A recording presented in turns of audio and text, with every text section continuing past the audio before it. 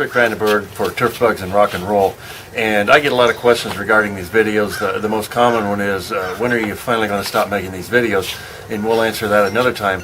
But a common question that I've gotten in recent months is that regarding all the negative press on pesticides and bee kills and glyphosate and all that that's been in the popular press, but also been really spread on social media, does that mean that there's a renewed effort for biological, organic type products?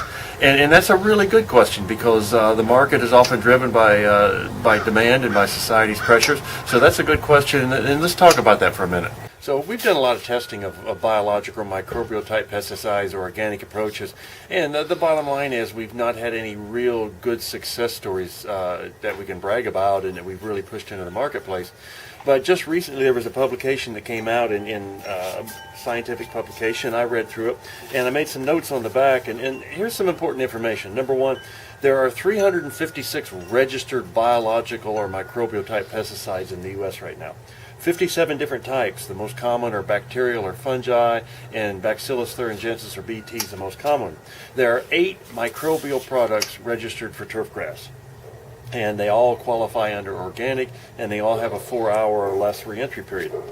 But the reality is, in this publication I found out that the organic side or microbial side is a fast-growing segment. Right now it's worth $1.1 billion, and it's moving at a rate of increasing 17% a year as compared to conventional pesticide market about 3% a year. And so the big companies like Bayer, BASF, Syngenta, Dow, they've all reinvested in this area of microbial pesticides.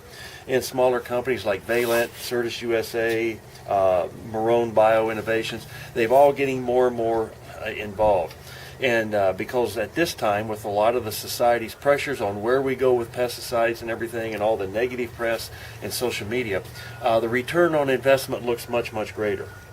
Microbials help us with worker protection standards, they help us with resistance issues, they help meet consumer need, it helps us address the pollinator safety, and they have very short reentry periods.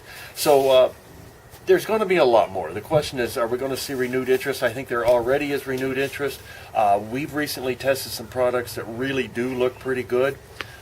So two things. Number one, don't base the past experience perhaps we've had with some of these microbials on what the new products will look like. That's like saying all new high mileage cars are like Chevy Vegas or Ford Pintos. That's certainly not the case. The first efforts weren't all that good, but they got us started. And so be looking for that. I think there's going to be some new products, and it's going to come from a variety of different sources. And we're going to see some products that work. And if they work as well as conventional, then hey, we've got something to work with. So hope that helps. Look forward to talking with you again more about this.